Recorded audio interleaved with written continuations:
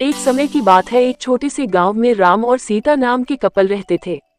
उनका एक अर्जुन नाम का बेटा था, जिसकी शादी रिया नाम की लड़की से हुई थी। राम और सीता कड़ी मेहनत करते थे और अपने बुढ़ापे के लिए पैसे बचाते। रिया बहुत लालची लड़की थी और हमेशा अपने लिए और चीजें चाहती थी। जैसे जैसे साल बीतता गया, रिया का लालच और बढ़ता गया।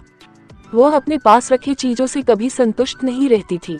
वो हमेशा अपने सास ससुर से महंगे तोहफे मांगा करती थी और उनके बचाए हुए पैसों में से भी कुछ हिस्सा अपने लिए मांगती थी। राम और सीता बहुत ही अच्छे पेरेंट्स थे, इसलिए उसकी सारी जरूरतों को पूरा करते थे ताकि परिवार में शांति बनी रहे। वो अपने पति अर्जुन के ऊपर भी दबाव डालती थी कि वह अपने माँ बाप से पैसे और संपत्ति मांगे।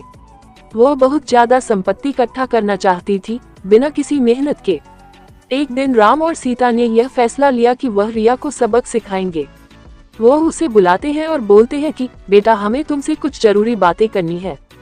हमने यह फैसला लिया है कि हम अपनी जायदाद का कुछ हिस्सा अपने बच्चों में बांटेंगे और उसका कुछ हिस्सा तुम्हें भी देना चाहते हैं। रिया खुशी से झूम उठती है क्योंकि वह हमेशा से यही चाहती थी। लेकिन राम और सीता के मन में कुछ और ही चल रहा था। उन्होंने एक पत्थरों से भरा हुआ बैग उसे दे दिया और बोला, बेटी, ये तुम्हारे हिस्से की संपत्ति है। रिया उस बैग को देखकर गुस्सा हो गई। उसने उस पत्थर से भरे हुए बैग को जमीन पर फेंका और जोर से चिल्लाते हुए बोली कि मेरी मजाक उड़ाने की तुम्हारी हिम्मत कैसे हुई? मुझे पैसे चाहिए, ये पत्थर नहीं। उद्धरण चिन्ह। राम और सीता ने शांत तरीके से उसे समझाया और बोले, रिया, सच्ची संपत्ति सिर्फ पैसे और चीजों के बारे में नहीं है। ये प्यार, दया और जो कुछ भी तुम्हारे पास है, उसके लिए आभारी होने के बारे में है। हमने हमेशा तुमसे प्यार किया है और तुम्हारी देखभाल की है, और यह पैसों से भी अधिक कीमती है। रिया को एहसास हुआ कि वह लालच में कितनी अंधी हो गई थी। उसको अपने किए गए बर्ताव के लिए पछतावा होने लगता है। उसने अपने सास और ससुर से माफी मांगी और अपने तरीके बदलने का वादा किया।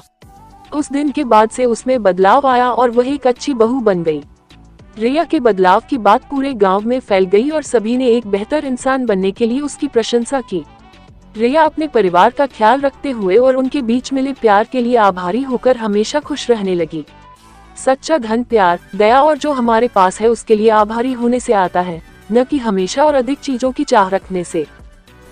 कहानी अच्छी लगी हो तो हमारे चैनल से जुड़े रहें और लाइक, सब्सक्राइब और शेयर करना ना भूलें। धन्यवाद।